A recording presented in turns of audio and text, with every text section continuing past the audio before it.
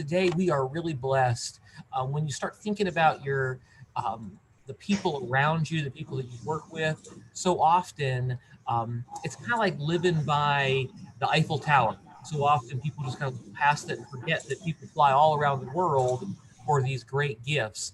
Today, Dr. Genesia Kilgore Bowling is one of those. Has been here since 2006, and has, now think about this, started the social work program, started a master's in social work program, has been an advocate leader on the board of Judy's Place and the Artist Collaborative Theater, but also mentoring students. And if you think about social work in Eastern Kentucky, there's a good shot that Genesia has had her fingerprints on that social worker. So today she's going to share about her PhD research, which really is cutting edge. I'm excited for what we have. And of course, if you have some questions, feel free to put them in the chat box. We'll watch that. But without further ado, Genesia, the floor is yours. All right. Well, I'm going to screen share. And Rob, thank you for that introduction, and thank you for having me. Rob, can you give me permission to screen share?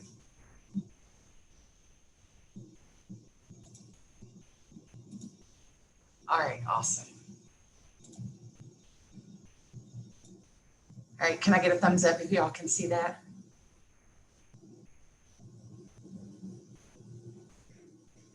Can everybody see it? Yeah, awesome. Okay. So like Rob said, I'm going to talk to you a little bit about my dissertation research. I'm not going to get into all of the specifics because it was very focused on anti-fat bias in social work education in Appalachia. But a huge piece of my research is focused around that anti-fat bias, that discrimination, the stigma that goes along with it. I have to go ahead and tell you that my motivation for studying this comes from my lived experience. My whole life, I have been a fat woman, fat little girl, and then a fat woman in Appalachia. So that intersectionality piece has been has impacted me in a lot of ways too, and we'll talk about that a little bit later. And then just also coming from my background as a social worker and being interested in issues of social justice and being a social work scholar and researcher. So before we get started, I want to do a little disclaimer with you that as an advocate of the size acceptance movement and a scholar of critical fat studies, what I'm going to try to do here with you today is provide an alternate discourse that we can understand this alleged obesity epidemic. What I do kind of challenges that traditional pathological approach to the medicalization of obesity. It transcends disciplinary boundaries. It combines popular and academic discourse. It acknowledges intersectionality. It focuses on social justice, but it's not anti-science. It's just providing a different lens to look at obesity through. And one of the most striking aspects of critical fat studies is that we don't use the O words, and specifically the words obese and overweight, as the field just doesn't find these words acceptable. Instead, they're viewed as biased and malignant even. So instead, in harmony with my perspective in my field of study, I'm going to use the F word, not that one, but fat, where I'm going to be using the word fat.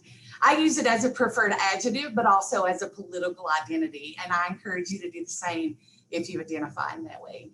Now, keep in mind that sometimes I do slip up and use obesity or obese. Lots of times when I'm referencing the medical research that happens, just because that's the terminology that I see a lot of.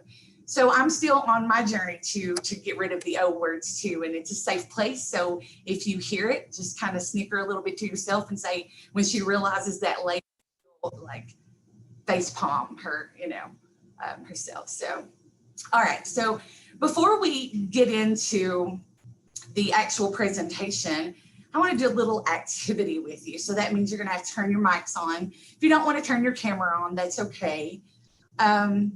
But turn your mics on so we can talk a little bit. what are some of the attitudes and beliefs that you have, or those that you interact with have, about fat and about thinness? There's no right or wrong answers, and you're not going to offend anyone. This is a nice, safe place for us to have this discussion.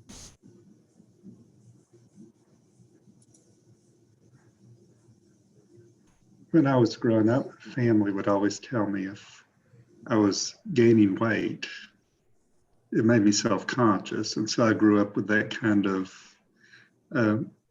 especially one uncle that stayed with my grandparents would say, you're starting to get fat. And like it was a bad thing. Yeah, and you take it as a negative, you know, I mean, it was. So on the positive side of that, when you lose weight, people respond how? So I grew up with that kind of. Yeah.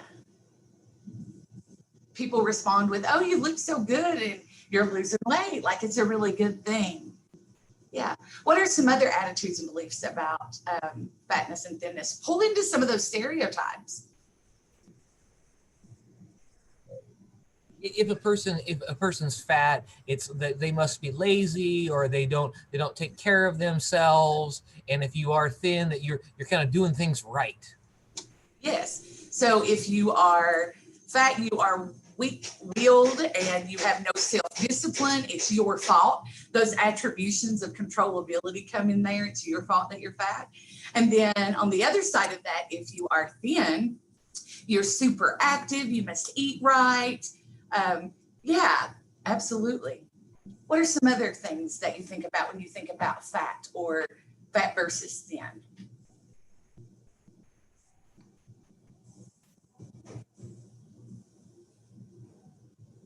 What about people are sick?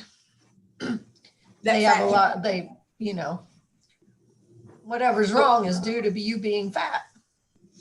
Absolutely. So there is that idea that fat equals unhealthy and that thin always equals healthy. Absolutely. Thank you, Susan.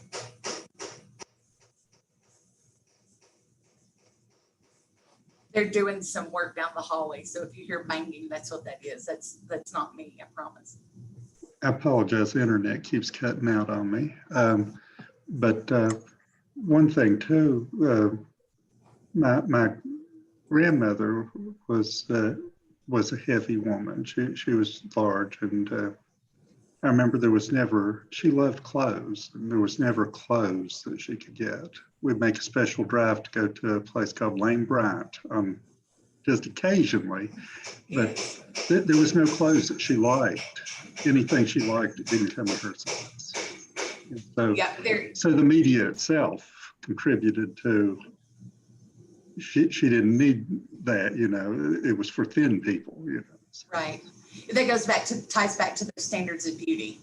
And so, right, the fashion for fat women is often not very modern and doesn't keep up with other fashion trends. Whereas the thin woman or man even can walk into practically any store and purchase something to fit them, and something fashionable, something that will look good on them. Yeah, what else?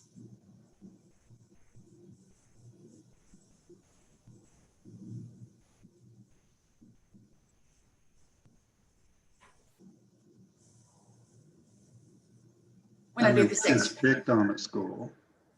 Oh, they do get picked on at school. Yeah, the thin kids are popular. I have faces that pop in my mind from when I was in high school and middle school. So. Absolutely. So rather than drag this activity out, let me add a dimension to this for you, just to get you thinking about these ideas that we develop of thinness and fatness. What if we removed fatness and thinness and we replaced that with wealthy and poor? Would some of the descriptions remain the same? Fat equaling poor and wealthy equaling thin. Yeah, that's often the way we describe poor people, is the same way that we just talked about folks seeing fat people. Boy, that's powerful, isn't it? So how did we get here? How did we get to this point? Well, for those of you who are history buffs, I'm going to give you a real quick kind of history lesson. I guess I'll try not to drag that out, but I do want to talk a little bit about how we got here so that we can talk about why this anti-fat bias is so pervasive and why it's the last acceptable prejudice that we see.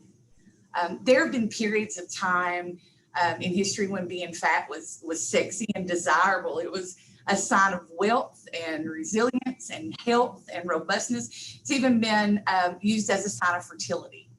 But somewhere around the 15th and 16th century, these Christian ideas of gluttony being one of the 7 deadly sins started, prompting folks to view fatness as undesirable and sinful during times of their sufficient food. And this permeated into the 17th century, and there were these puritanical notions of indulging being immoral, and that included one's appetite. And so we started seeing fasting as a way to purge one's sins and prove how worthy you were. In the late 18th and 19th century, cultural ideas of fat went back to representing wealth, but it also became a metaphor for greed. If you look at the cartoons and the commentaries during that time, they often created characters who were fat to represent shady characters and those who had political and economic power, implying that those type of people were gluttonous and maybe even evil. That association between wealth and health meant that weight was really not a medical concern. Time period. In fact, if you look back at history, many physicians of that time didn't feel like fat patients were the folks they needed to be concerned about, but they worried about their thin patients because the medicine at that time, and I seen Dr. Schaefer was on here a minute ago. I hope he doesn't cringe when I say this, but the medicine at that time felt that, and you're going to think when we're talking about now, early 18th century, the medicine at that time worried about thin folks because they thought that a thin body was evidence of errors in your diet or having a lot of anxiety or too much brain work, having an impure mind, and even masturbation. So they were really worried about folks who were thin, particularly those who were very thin. So instead, what they encourage patients to do is to find a balanced weight, a place where they weren't too thin nor were they too fat. But a lot of folks ignored the advice of their physicians, a lot like we do now, and they insisted on ridding themselves of that fat. So as early as the 19th century, the late 19th century, we started seeing newspapers advertising cures for obesity. And lots of really exercise equipment that kind of look like torture devices, if you look at some of those ads. And then even some chemical compounds that folks could use. By the end of the 1800s, though, we started seeing some connection of fat to culture and class, gender, and even race. For example, around the end of the 1800s, fat started being seen as no longer a wealthy privilege because we started to see middle class people get fat. And they thought then, oh, well, that's a middle class problem. It's because those middle class people, they indulge. Again, we hear that word indulgence, right? They indulge. They're just incapable of restraint. And this was thought to be especially true of women because we're not as rational as men and we're prone to excess and indulgence, right? That was funny, ladies. You were supposed to smile and roll your eyes at that one. As the 20th century got underway, though, we started to see a flux of immigrants coming to America, and they had bodies that were fatter than the folks who were already here. And so it was during that time that those wealthy Americans felt like they needed to separate themselves from the immigrants. Kind of reminiscent of what we see going on now, just in a little different way, right? It's the them and the us. And so this kind of gave birth to the idea that fat was not white, that white people were not fat. And this was kind of supported by the scientists and physicians of the time who claimed that there were evidence that certain groups of people, the women, those who were poor and those who were not white, were inferior to others. And, you know, they had science at that time that they felt really backed this up, that supported a white superiority, and that more of other classes, other ethnicities and races rather, were more likely to be fat. So these wealthy Americans, many of them who were immigrants from Northern Europe, re-embraced this European suspicion of fat, and they adopted this beauty stance that was that very thin, sickly, kind of pale from that tuberculosis illness kind of sick, as being the standard of beauty, that's what was most attractive.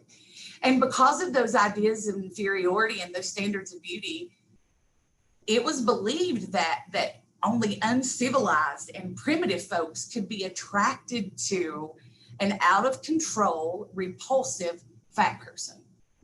Particularly, they thought that fat women were best suited for working class and poor men, because upper class men should be repulsed, and most middle class men as well should be repulsed by the fat female body. And so that started reinforcing this idea of a gender hierarchy, but it also added an element of deviance to fat women and the men who preferred fat women as a sexual partner. We'll talk about this a little bit later, but there's been many terms for them throughout history. When I was growing up, they were called chubby chasers, right? So now the idea, I don't know if you would want to say the politically correct term is, but what they're referred to in the literature now are FAs. They're fat admirers, if those folks prefer a fat partner. So this so-called evidence at that time provided by science, whatever time period, not only added inferior and out of control and primitive to the identities of fat people, but it also provided a justification for not giving them the same political, economical, and social rights as their thin counterparts. So at that point, then the body, your physical body, became a sign of your worthiness or your fitness for citizenship. It was shortly after that, around the middle of the 20th century, and I know I'm moving through this really fast, but I want to give us this background.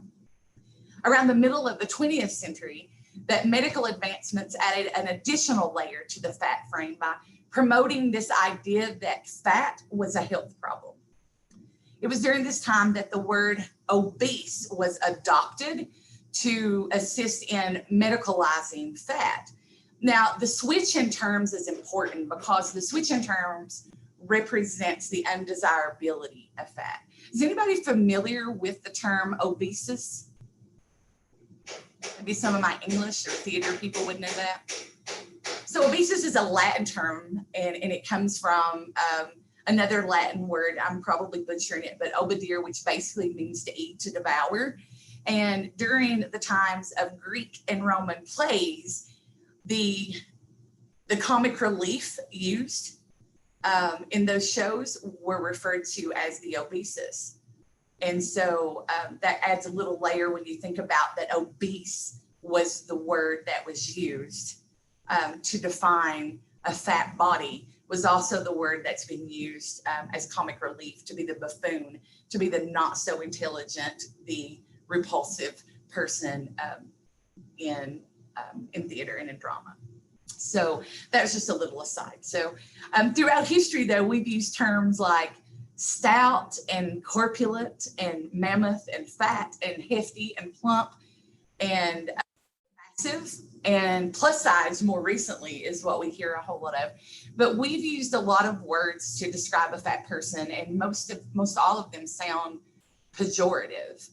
So in order to accurately portray the seriousness of fat from a medical perspective, they had to have a different word. And so that word needed to really highlight the disease aspect of all of this adipose tissue.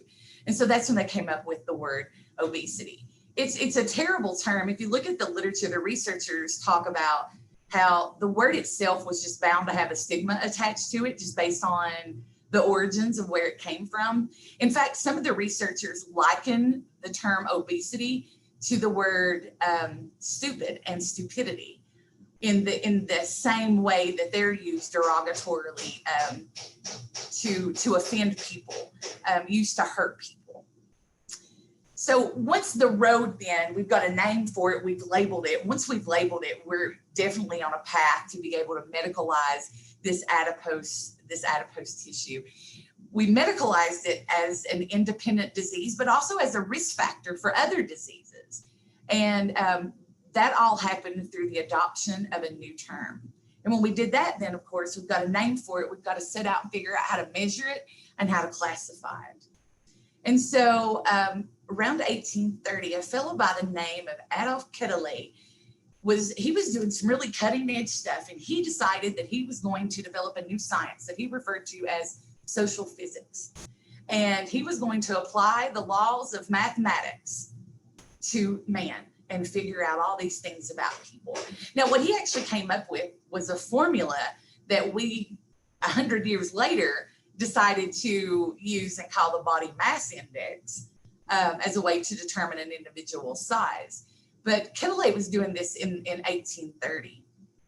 The next major development, I guess, in trying to label and measure, not label, we've already labeled, to measure and classify fat was from the Metropolitan Life Insurance Company. And they were looking for an easy way to classify people based on their fitness for life insurance. So they wanted to use physical attributes, weight and height, in order to do that. And so this approach that Kedele came up with was very attractive to them. And so that's what they did. So somewhere around 1950, the medical establishment saw these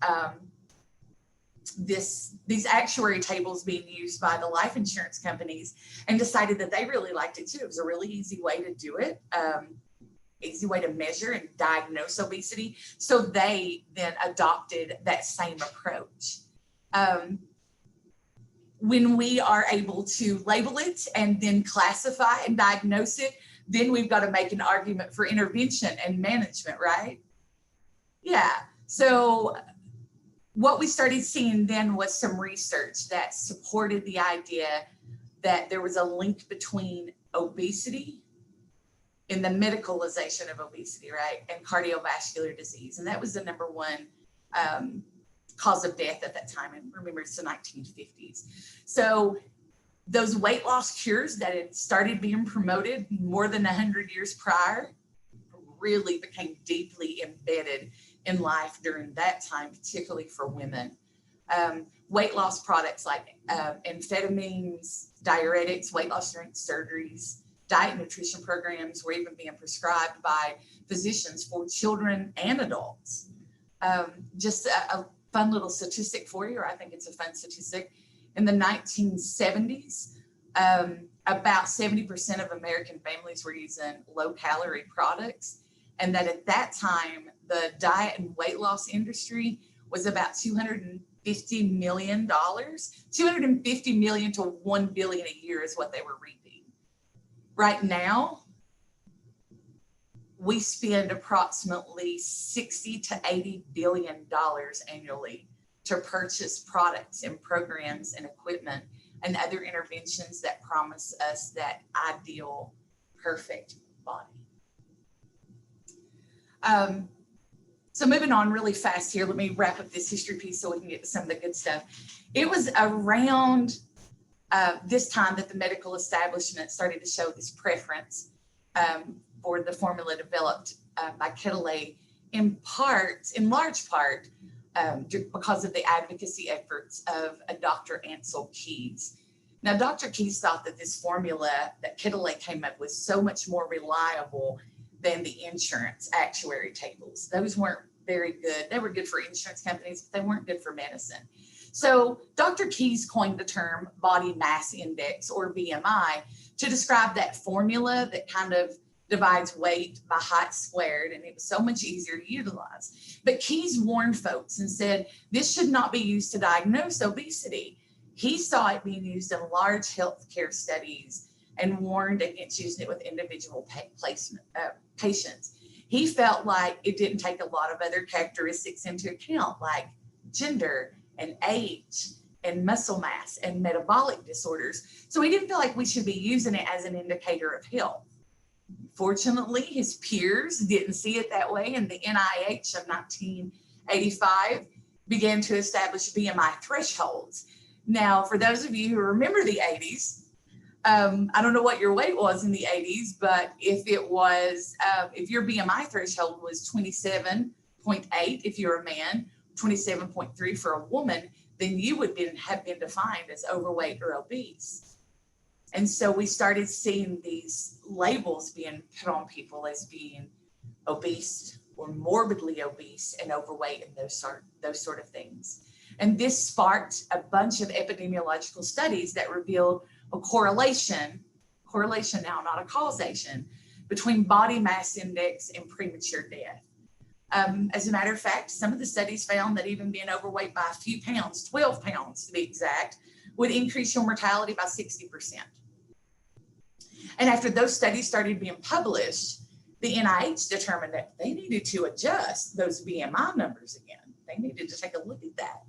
And so they did, and they lowered them.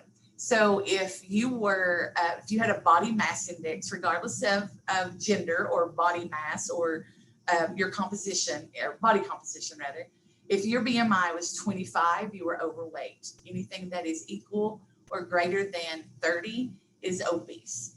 It doesn't matter if you're male, female, if you're a linebacker, or just a couch potato, it doesn't matter. It takes none of those things into consideration. So basically what happened is millions of people went to bed having normal weight and woke up the next morning, they were all overweight. And then some overweight people went to bed that night, woke up the next morning, they were all considered obese. And so then we started seeing some really scary statistics come out, right? That said, 30 million people in America are obese or overweight, and that's 50% of people. And so that's really scary. And we are still seeing that trend continue a little bit. The World Health Organization defines obesity as abnormal or excessive fat accumulation that may, that's a key word there, that may impair health. They estimate that about 600 million or 13% of the world's adult population is obese. In the US, which is the map that you see on the screen here, that there is no state or territory that has obesity rates under 20%. In addition, there's some geographical pockets where disparities exist, and those represent higher rates of obesity.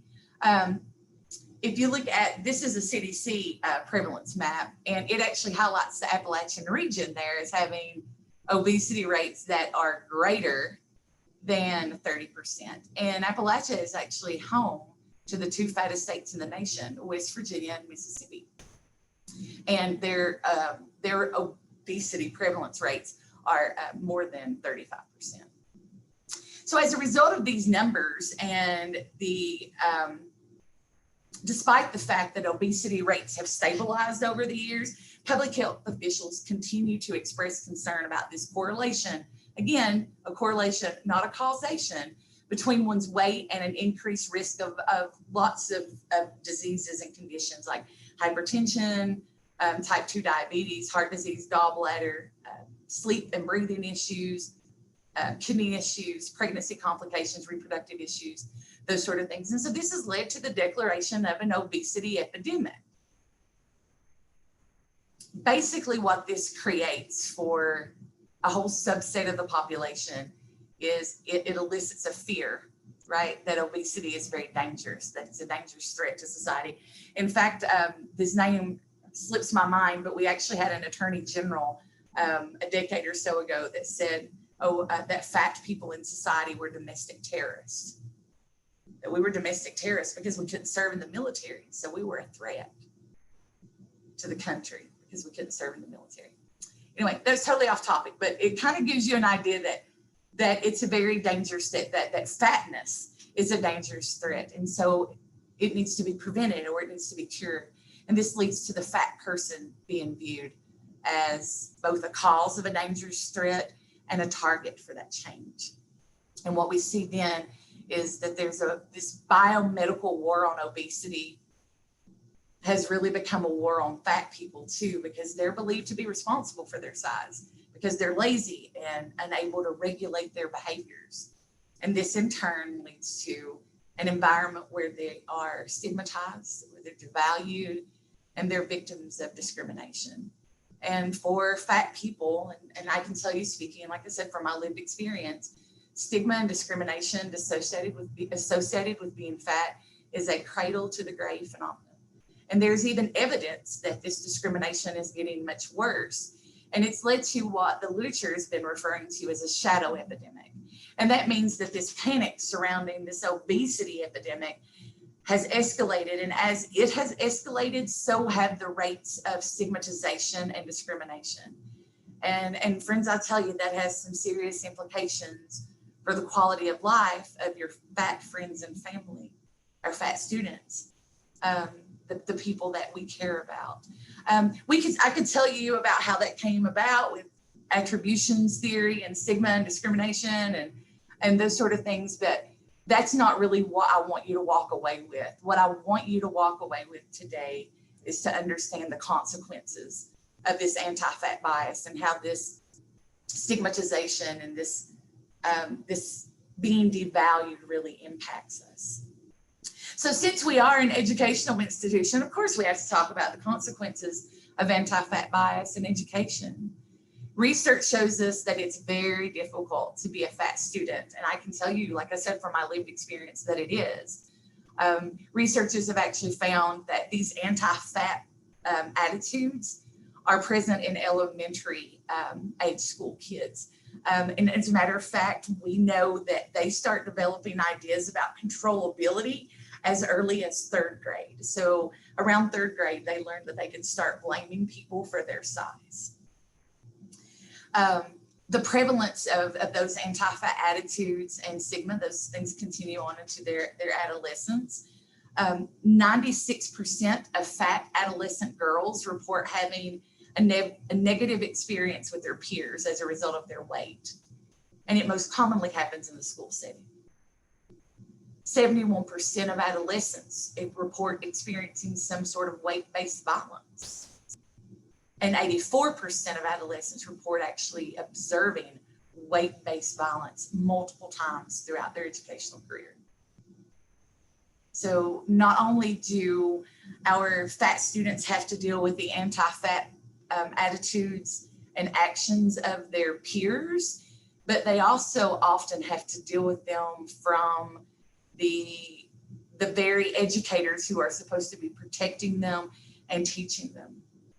The research shows us that about 42% of students who experience weight-based violence receive it from a physical education teacher and from their coaches, and only 27% from other types of teachers. Something that I found really shocking, and I'm sure our education folks will too, about 50% of teachers hold negative stereotypes about their fat students, including that they don't think they're going to be successful. 55% of the time, physical education teachers know that a child is being teased in that PE class, but they often have unsupportive responses like laughing along with the kids who are teasing them. As teenagers become young adults and they make the decision to continue their education, their experience with fat stigma and discrimination does not stop, but it does change a little bit as they enter into college. As early as 1966, we started seeing that fat students were significantly less likely to be accepted into college, even though they had great academic performance. When we looked back at the research on this, we believe that this was a direct result of anti-fat bias among college admissions staff. Even now, both fat men and women are underrepresented in higher education. There's some belief that this may actually come from the fact that parents report being less likely to support them financially because they don't think they'll be successful.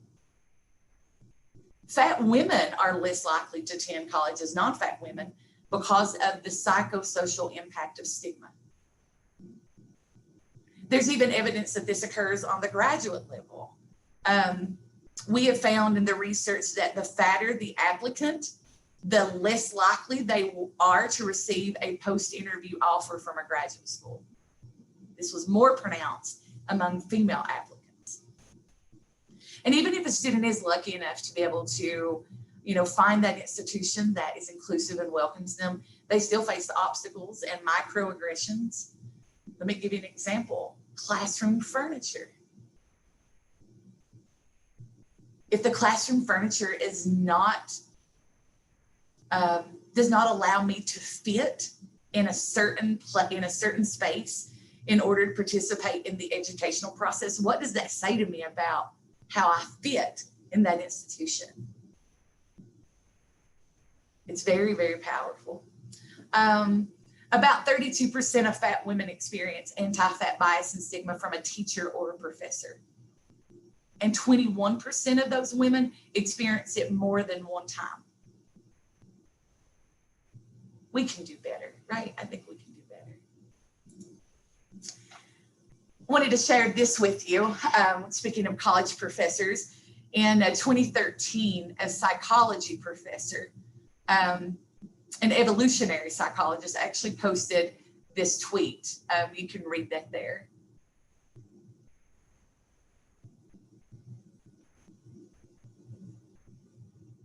When he was criticized and questioned about posting such a terrible thing on Twitter, his response was, well, this isn't, it isn't all about, it's about willpower and not just about smarts, he said.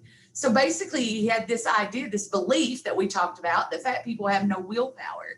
And so they're not going to be able to do a PhD. He got a lot of backlash, of course. A few hours later, the tweets were deleted and his Twitter account was set to private, but not before the media. And a lot of private individuals got a hold of that. And then they got into, had gone back through his account and saw many other things that he had posted a few months earlier that really was negative toward fat people. Like there was a new device that was supposed to suck food out of people's stomachs, and he made a comment about it, and he said, hey, there's a new device to suck food out of people's stomach, or fat people could just, stop eating. That was his comment, just stop eating. Dr. Miller's actions highlights how educators in post-secondary education settings can not only harbor anti-fat attitudes, but they can, and sometimes do, unfortunately, blatantly target fat students. Another obvious example of fat students being targeted is that sometimes fat students actually face dismissal from the university that they're attending, or even the program of study based on body size. In the 70s, Oral Roberts University implemented a mandatory weight loss program, and you had to lose a certain amount of weight in order to maintain status as a student with them. In 1980s, there was record of several students actually being dismissed from a nursing program because they were fat and they failed to lose weight. More recently, in 2006, Lincoln University in Pennsylvania, a historically Black college, implemented a graduation requirement for fat students, and it was defined by the body mass index of 30 or higher. And the course was titled Fitness for Life, and it was promoted as a health and nutrition class aimed at battling obesity in the African American community. But the key was, if the students didn't take it, they couldn't graduate. It's trying to force them to take a course. Some other areas, and I'll try to run through this because I could talk all day about some of this stuff, right? Other things we know is that fat people are discriminated against in areas of employment. As a matter of fact, people who are overweight, just overweight, are 12 times more likely to experience employment discrimination. And those who can be classified as obese are 37 times more likely to experience discrimination in employment. Those who are severely obese, or we call them the super fat, are an amazing 100 times more likely to report experiencing employment discrimination.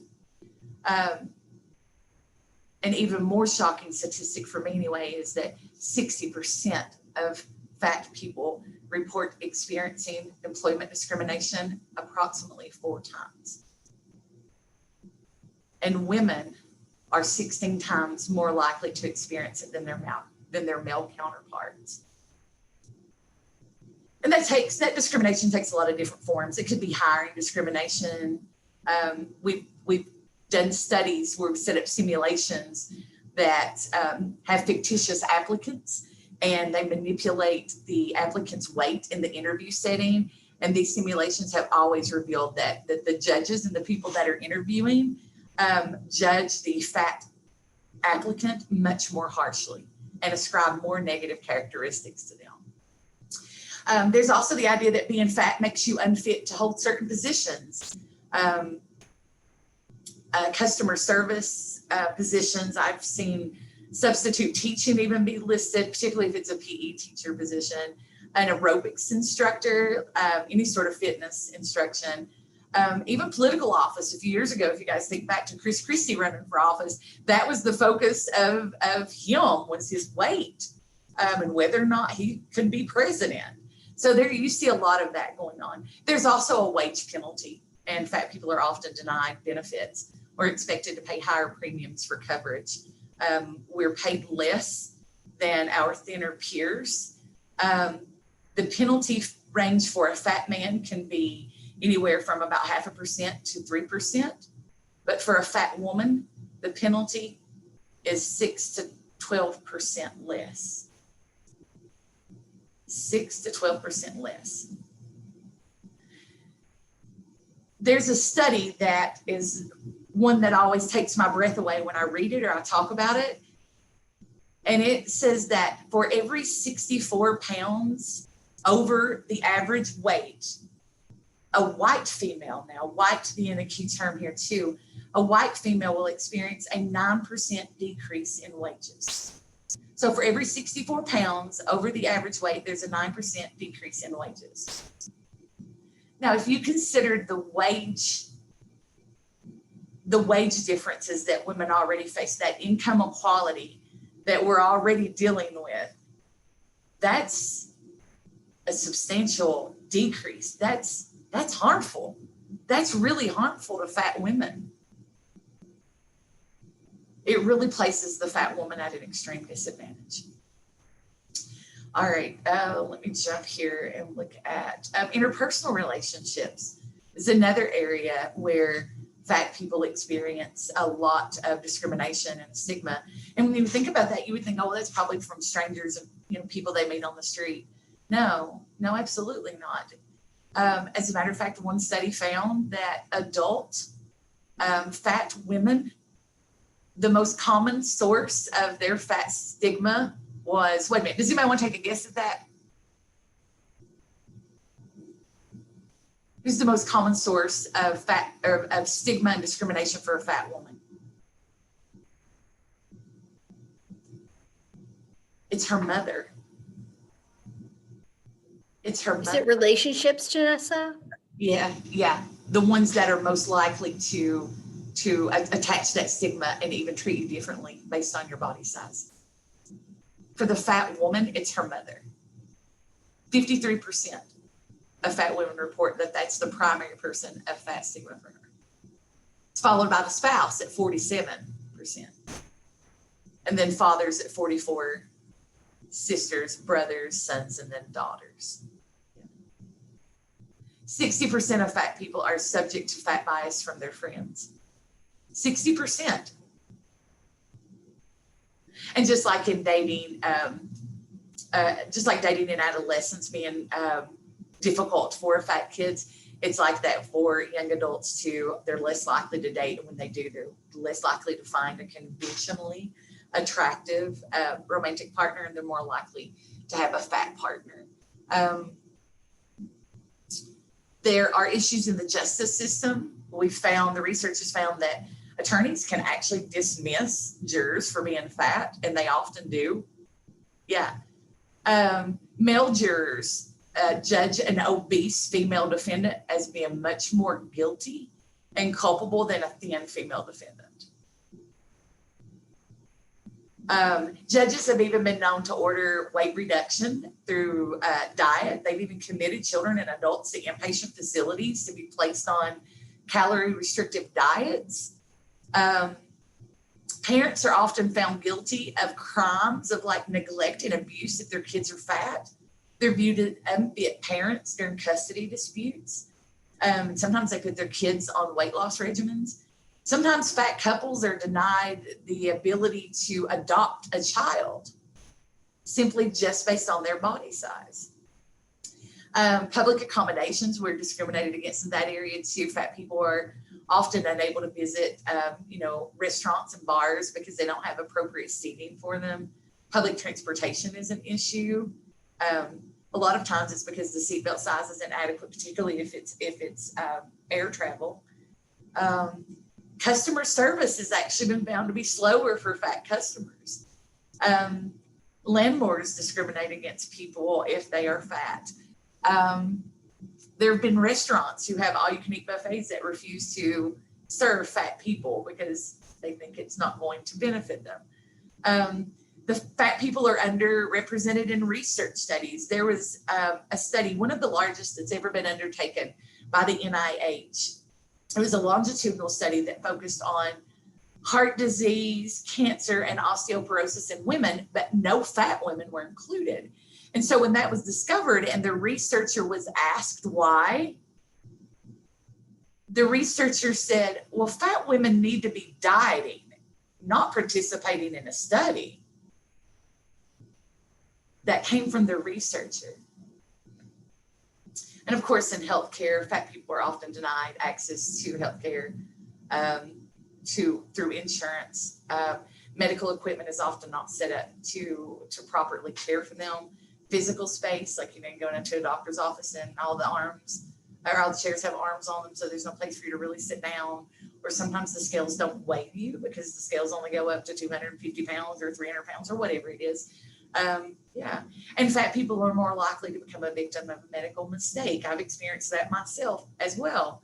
So it's really serious. And another one, I think maybe Susie mentioned this, that all of your problems are likely to be blamed on your weight when you're fat. I can't tell you how many times that I have gone to a physician and I don't know, maybe I have a cold or the flu or an ear infection or something, and they'll give me my paperwork at the end and it'll have on there, that been diagnosed with, a sinus infection, but it'll always say morbidly obese every single time. And it never fails, especially if I'm seeing a new physician, that they feel the need to tell me that, you would just feel better if you lost weight. Well, I don't know how this ear infection is going to feel better if I'm 150 pounds. I don't think it's going to work, but it's always an issue. Getting a knee injury, particularly for fat people, it's always blamed on their weight and they don't take it seriously and try to figure out what the injury is and where it came from. It's always just like, well, you're just too fat, your knees can't carry you around. The media does, I think Mike talked about this. He said the media plays a role in how we see fat and how fat is framed, like this moral panic. I want to show you a photo, what you normally see in the media. 72% of print images and 65% of video images are stigmatizing images. They show fat people from the side or only show their abdomen or show them, without clothes that fit well, or they're showing their midsection or some way. And there's a researcher by the name of Charlotte Cooper who has termed this the headless fatty, because notice there are no faces in these photos. It is so much easier to dehumanize and to stigmatize and devalue folks if you don't have to see a face with that. So let's see. Let me jump to the next slide. So how do we cope with this stigma and discrimination? We do know that BMI, as BMI goes up, so does the number of stigmatizing situations. We also know that there's a relationship between psychological distress and fat stigma, but it is not clear and it's conflicting. For example, some of the ways that we would think would be would be healthy coping, like prayer and positive self-talk and those sort of things. With fat folks, we've found through the research that actually increases depressive symptoms. And those that seem maladaptive, like the crying and ignoring people, actually shows a decrease in depression. So it's very conflicting. So how do people cope with it? How do we deal with the effects of stigma and the discrimination, especially the discrimination? How do we cope with that? Well, it's difficult because weight's not a protected class. Let me say that again. Weight is not a protected class. So when a fat person is discriminated against, they have no legal recourse because weight is not protected. Only one state, Michigan. So anybody here from Michigan, shout out to your state. And there are 6 cities and some municipalities that prohibit discrimination based on one's body weight. There's also some literature out there about using the American Disabilities Act, but that's a slippery slope because we don't want folks thinking that it's a disability. We don't want thinking fat is a disability. So if you're for the professional helpers out there, it's a big deal. Physicians spend less time with fat patients. They're less likely to build emotional rapport. They don't want to touch fat patients. Nurses talk about how they prefer not to touch fat patients. They say they're repulsed by them. Nurses, mental health professionals tend to rate fat clients more negatively and more severely. Healthcare professionals in general have a tendency to blame all health symptoms and problems on a patient's fatness and often misdiagnose or miss serious issues because they do that. It does result in a decline in health for the fat patient. They're aware of the stigma, so they react to it. They don't go to the doctor. They avoid care. And so it just makes things worse. It's a vicious loop. It's a vicious circle. And then when they withdraw, because they feel like they've been treated with disrespect during that doctor's visit, the doctor feels like, well, they're useless. They're not paying attention to me. They're not going to be successful in this treatment. So they don't invest in them anymore. Social workers do the same thing. That's my area. So of course I had to pull that out of there. Social workers are found to have some anti-fat bias, but it's rare. Mostly have positive attitudes. But importantly, to this particular discussion is that if a social worker does have negative attitudes about fat people, then they have negative practice behaviors. So they are going to treat people differently. Even though 85% of social workers have positive attitudes, 15% of us don't, and we have negative practice behaviors. And we can do better. We can do better. So what we've been finding is that stigma and bias reduction, we think, is the way to do that, but we don't really, there's a lot of different discussions about what it is really. And, the idea is if you expose people to people, meaning professional education programs, if you expose them to a curriculum based on bias reduction, then we can get rid of this. We can create a whole new group of professionals that don't have this bias. But what we found is conflicting too. We don't know if bias reduction programs actually worked. And sometimes we found that it makes anti-fat bias worse. One of the things we have seen is that as folks go into residencies and internships and practicums, if the people who are mentoring them continue with negative comments and derogatory humor about fat patients, then the students start to think, well, that's fine. This is the culture. This is what we do. And so they continue it. So we really don't know if it's effective. And there's a lot of different ways of doing it. For the sake of time, I'm going to jump out of that and go to the next slide. What can you do to be a fat ally in the last little bit of time we have left? Well, I'll tell you, some deep reflection is one thing. Ask yourself, do you have an anti-fat bias? And be honest with yourself. Self-reflection doesn't work if you're not being honest with yourself, right? take an assessment of the attitudes and beliefs, like the ATOP attitudes toward obese people, or beliefs about obese people, or the universal measurement of bias as it relates to fat people, or even the implicit associations test. There's one for fat now as well. And really think about what sort of stereotypes and assumptions are you holding about fat people? Where do those come from? Where did you learn that? And how do you unlearn those things?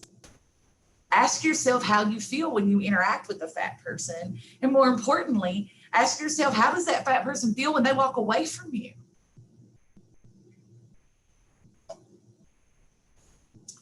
Be mindful of intersectionality, gender, sexual orientation, race, socioeconomic class, geographic location.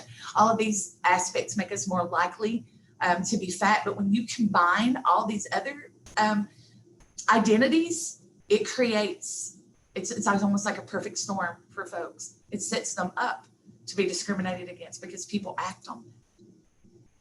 And then finally, get educated. Learn about how fatness is determined. It's not as simple as calories in, energy out. It's just not that simple. If it was, we'd all be thin, right? We'd all be models. We'd all be working as models at this point. Become familiar with the idea of health at every size, with fat acceptance movement, with body positive movement. Be mindful of language. And oh my goodness, if you walk away with nothing today, listen when I tell you, don't comment on body size. Just don't do it. Don't say, oh, you look good, you're losing weight. Had this happened a few years ago, somebody was telling me, oh my goodness, Genesia, you look so good, you're losing weight. What are you doing? And I wasn't doing anything. I was sick. And so my response was, very honest, I'm sick. And their response truly was to me, well, girl, you're looking good. It didn't matter that I was telling them, I'm not trying to lose weight.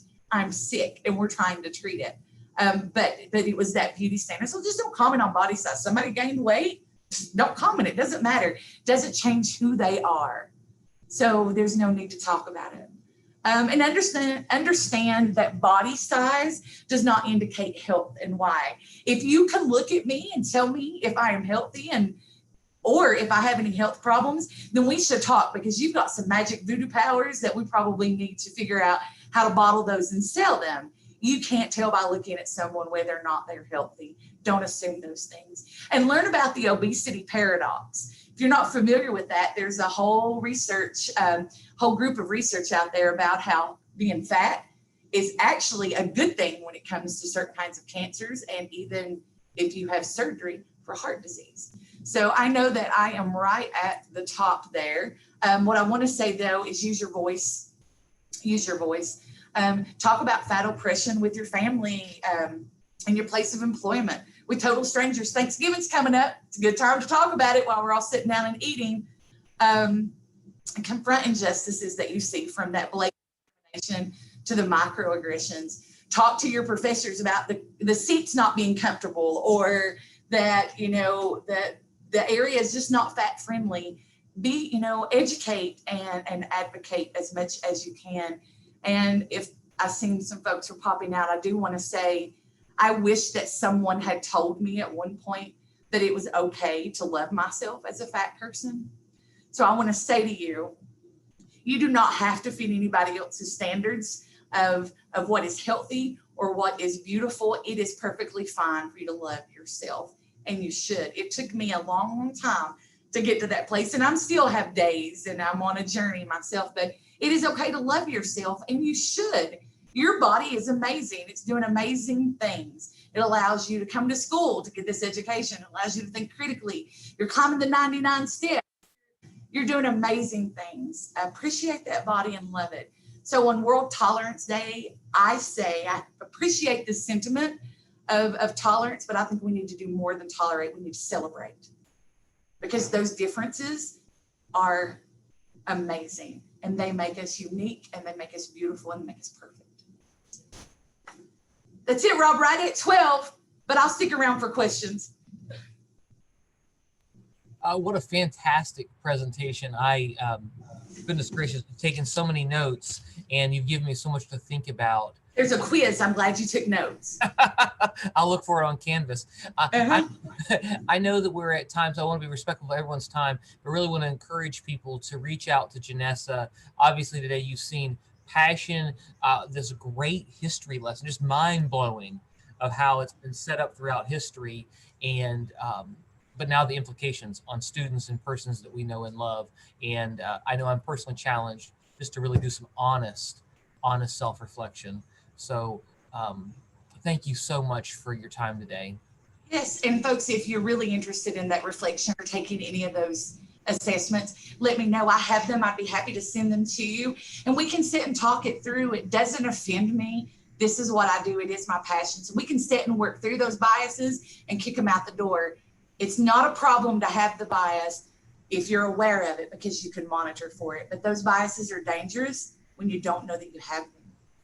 If you can't monitor for them, you create harm. So let's be aware of them, and let me help you to be aware of them. I'm more than happy to do